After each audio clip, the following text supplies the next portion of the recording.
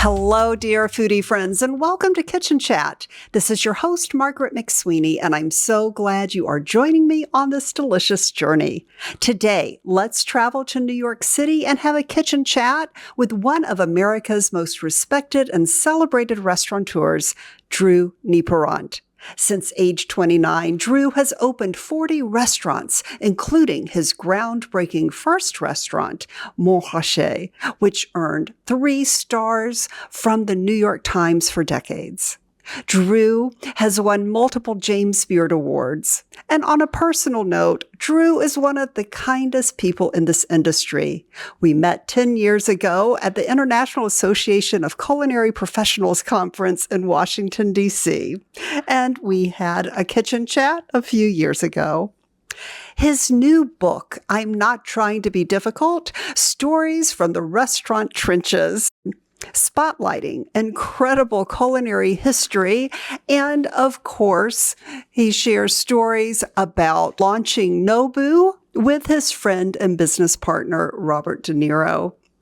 At age 17, Drew took his first restaurant job at McDonald's in Manhattan.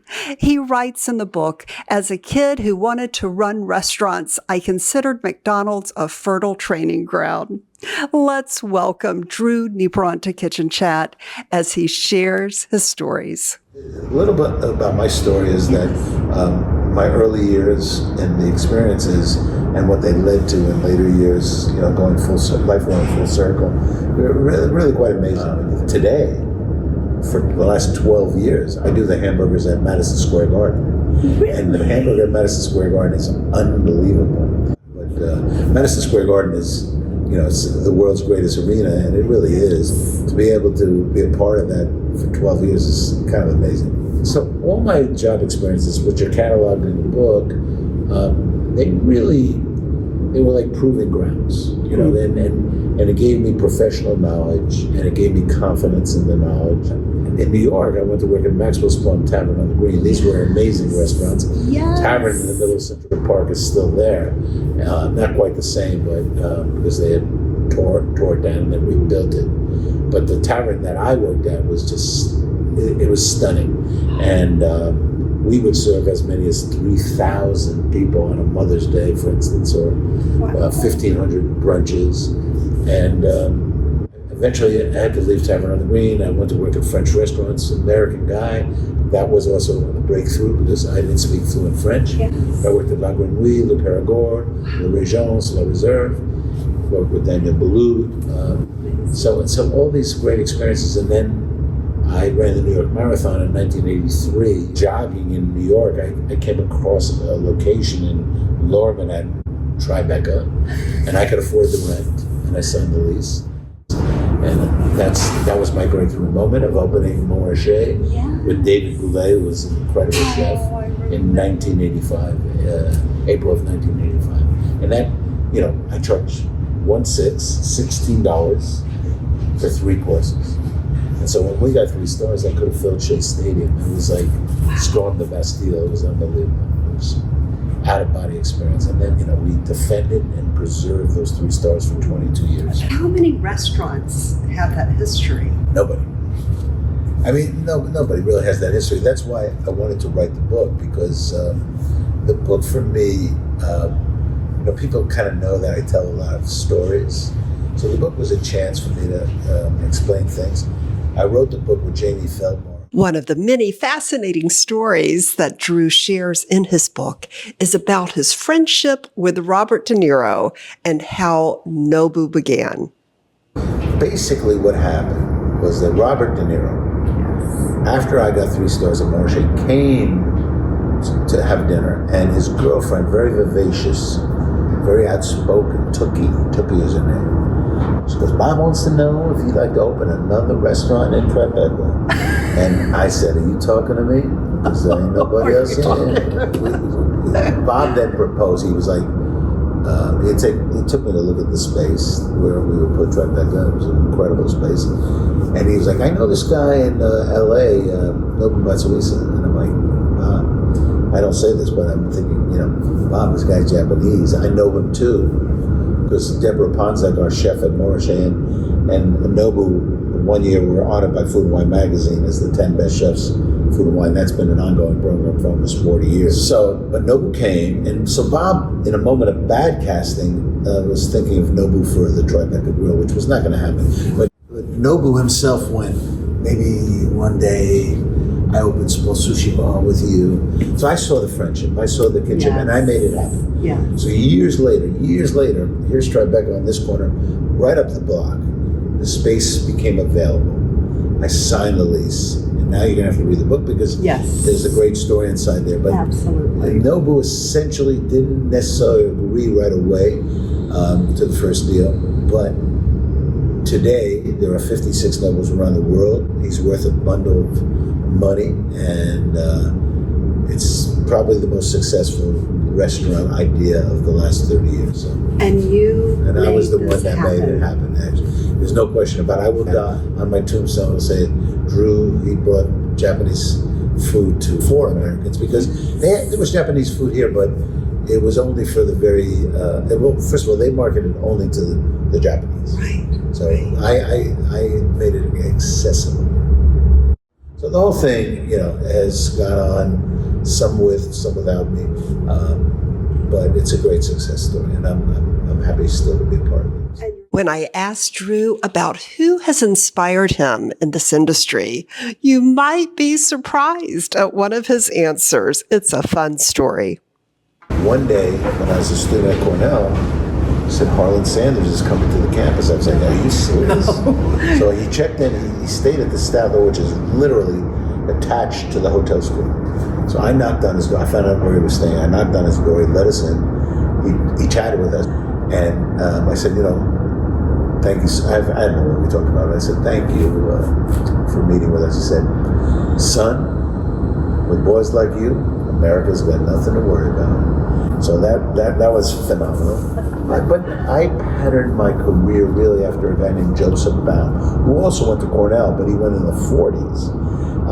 But he was the owner of Windows on the World, Rainbow Room, and also the president of Restaurant Associates. Mm-hmm. And he was a thinker, conceptualized many ideas. So it was always in my career path that I would do more than one restaurant. That I did 40 was opportunity, thank goodness. But that's kind of a crazy enough. So here you have a chronology, an appendix, if you will. Very important to me to list all the restaurants. And list all the restaurants with the chefs and the pastry chefs. And because when I turned 50, I sent out an invitation to my 50th birthday, which was like an accordion invitation with all the restaurants and all the chefs. And then on the other side was all the front of the house staff and sommeliers. And people really, that was very important to the people who worked in these restaurants. It was seminal. So Joseph Baum, Rich Melman in Chicago. You're from Chicago. Less entertaining. He's phenomenal because he's fearless, and he opened so many good restaurants in Chicago that I never ever felt the need to open something in Chicago. But I sort of vowed that I would never compete with Richard Melman. So and those are the ones I kind of like patterned my career after. Right. Next, Drew shares insights on his approach to being a successful restaurateur. I approach every restaurant like a director of a movie. You have the script, the chef's your lead actor, and you have the idea, but you as the director, you have to form everything. You have the lighting and the design and the actors front of the house and back of the house, and everything has to blend. And then it's your eye all the time, tweaking everything, making it in the vision that you see. Every little thing, the restaurateur, if the restaurateur knows what he's talking about, will come out right. Drew and Julia Child were friends. Next, Drew shares 2 fun stories about Julia. Well, this is very funny. Julia Child interviewed me. And actually, that didn't make the book. It should have. Because Julia Child interviewed me for, it was called In Food Today on the TV Food Network. They used to have a show. It's like a news show about food. And they actually, Julia Child is interviewing me. And one of the interesting stories about that was that at the very end they said, well, we have to get beauty shots. And, you know, a beauty shot is when the camera comes from here and it shoots you, and then one from behind you shoots me. So when the camera is from here on Julia Child, I swear to you, she does this. She starts to flirt with me. With, you know, like her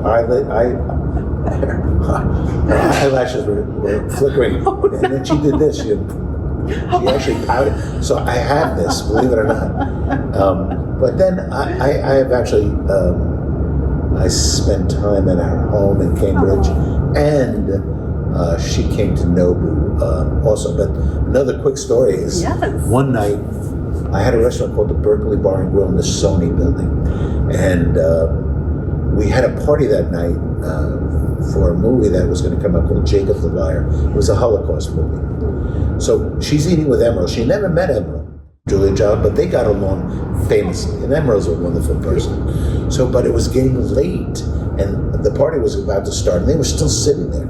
So I had to get them up, and I went over to the table and said, oh, no, we'll leave. And just as they were getting up, Robin Williams, who was in Jacob the Liar, Robin Williams comes in, and he's a foodie. Robin was my partner in Rubicon in San Francisco. And Robin sees Julia Child, and he's like in awe and Emerald. And as Julia leaves with Emerald, she looks at Emerald and she goes, who was that man? About Robin Williams. So, but Julia was, I mean, the movie, Julia and Julia was wonderful, and she was a special person. I'm not afraid to retire, but I'm not retired. In other words, I don't sit at home. I thank God I read books. So I've read a lot of great books. I buy books, but I have a great life. Drew, thank you so much. Good to see you again. Thank you, Drew, for this very special kitchen chat.